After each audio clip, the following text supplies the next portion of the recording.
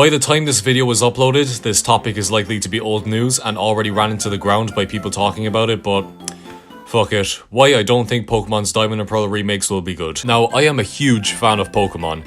I acknowledge its downsides, but I still love this series. And my first experience with this franchise was from none other than the 4th generation. It was 2007. I was 4 years old, illiterate, and probably dropped on the head many times. My sister had just picked up this new game for her DS called Pokemon Diamond. I remember watching her play this game in amazement.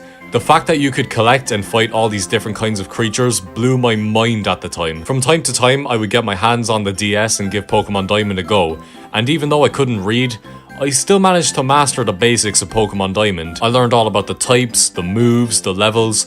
4-year-old me poured so many hours into this game that I was kind of alright at it. Not amazing because I'd always get stuck at Mars, but still, I was okay at the game. It wasn't until 2009 when I finally got my own DS with a copy of Pokemon Platinum, and holy shit, I played the absolute fuck out of that game. I have some of my greatest memories from this game.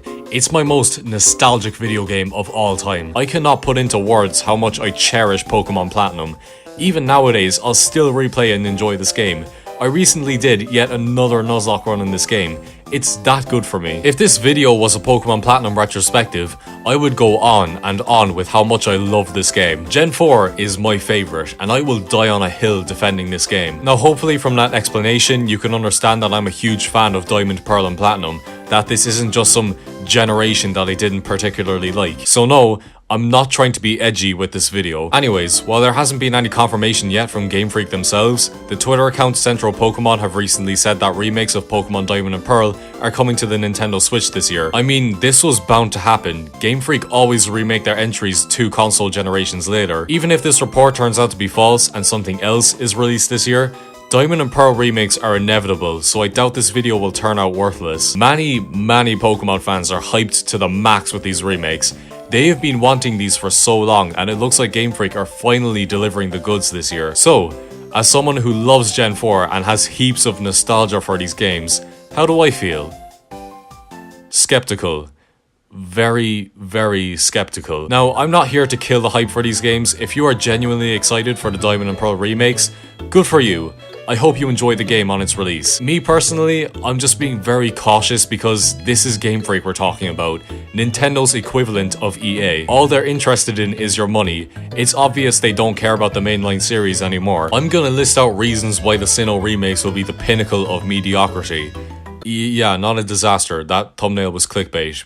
Please stick around. I'm desperate for views and subscribe, please. I'm so close to 1k. Firstly, I am a firm believer that the Pokemon series went downhill when they went 3D. From X and Y onward, I have never been impressed by the graphics.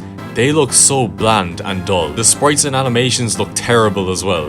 In a battle, the Pokemon look like they don't even want to be there, and the animation for these moves look like they were made in 5 minutes. Now let's have a look at Black and White. Look how energetic and lively the sprites and animations are. This feels like a Pokemon battle more than this does. Ironic how Game Freak went backwards on new hardware. And if it was only like this in X and Y, then I would have given Game Freak the benefit of the doubt. But no, the rest of the games that followed are also dead. It's weird to say this since Pokemon's a turn-based RPG, but these battles used to feel exciting and now they feel sterile. You might say, well, Gens 1 to 4 are just still sprites, which is true, but at least their poses were cool. Look at Typhlosion in 2D, kinda sick in my opinion. Now look at him in 3D. Wow, that's totally badass. Christ above. Anyways, my point is that these mediocre graphics, sprites, and animations are going to carry over to the Diamond and Pearl remakes. Wow, Cynthia's team is going to look so menacing when they lifelessly stand around and maybe raise a finger when using a move. The remakes will probably get that Omega Ruby and Alpha Sapphire treatment as well, where they look exactly like the previous entry. So great, Sword and Shield's extremely underwhelming graphics are coming to this game. I'm so excited. The 3D games have little to no flair with their graphics either. Gens 1 to 5 each have their own style to differentiate them from each other and have their own identity. It's easy to spot the difference between Gen 4 and 5, for example. I literally can't see a difference between Gen 6 and 7, and I can only see a difference with Gen 8 because it's in HD.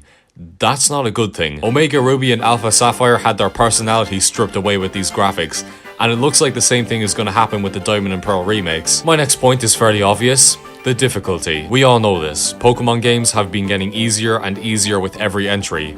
I mean, I guess right hand kind of caught me off guard when I fought him for the first time, but after that, it's easy to steamroll through his team. What was Diamond and Pearl's difficulty like? Bullshit. Bullshit, fuck you, kill yourself. This fiend is a fire type trainer and doesn't even have fire types. I hate how tough some trainers can be in this game, but that's what makes them fun. The rush of adrenaline when your Pokemon is on low health is something I've never felt in these new games. The easiness of these newer entries is mind-numbingly boring. But Kipster, these are kids games. They're not meant to be hard. Then why the fuck were these kids games hard? This problem could be easily fixed if Game Freak brought back challenge mode, but...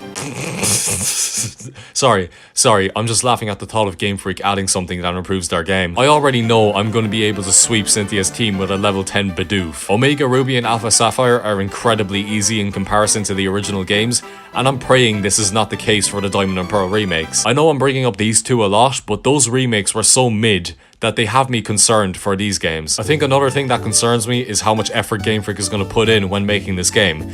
What I mean by that is how they're going to present this game and what they're going to add to it. I would love it if the world was much bigger compared to its DS counterpart. Imagine a massive Jubilife or Hearthrome City. Imagine big and explorable routes and caves between each town or city. Imagine extra content thrown in to make this the definitive way of playing Diamond and Pearl. As much as I'm in love with these ideas, Game Freak. They brought 3DS sprites to Sword and Shield and pretended that they were brand new ones built from the ground up. That is the level of laziness we're talking about here. I feel like these remakes are gonna look and play exactly like the originals, but in 3D and HD. Whoop whoop. Oh, and they will definitely remove the Battle Frontier and replace it with some shitty Maison. When Game Freak look at ways to fuck up their games, making a shitty battle tower is a must. Second on that list is the online. Sword and Shield have sold nearly 20 million copies, yet it still takes me about half an hour to get into a Dynamax raid. I am convinced that a group of monkeys could do a better job with the online play than Game Freak. I hope they bring back Mega Evolutions for these games and not Dynamaxing. I don't hate Dynamaxing, but I would much rather take cooler versions of Pokemon than your Pokemon, but bigger. And that's all I have to say on this topic. Damn, I only had like 3 points, but they're pretty big and explain why I'm going into these remakes with the lowest of expectations. As much as I want Game Freak to prove me wrong, Game Freak. I'm simply predicting that I'm going to play this remake, not enjoy it, and go back to the originals in the future. It's a massive shame because I love Diamond, Pearl and Platinum, and if a more competent studio developed these remakes, they would be phenomenal. Maybe Game Freak will finally try for the first time since Black and White 2, but every time I look at these recent entries, I lose more and more hope. Game Freak.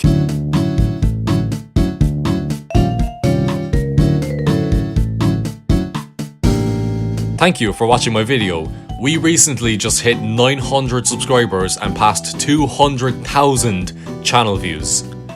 To be fair, most of those views are from shitposts, but still a mad milestone. For the 83rd time, thank you for your support, and hopefully the channel can reach 1k in February. Look at this fiend, boy.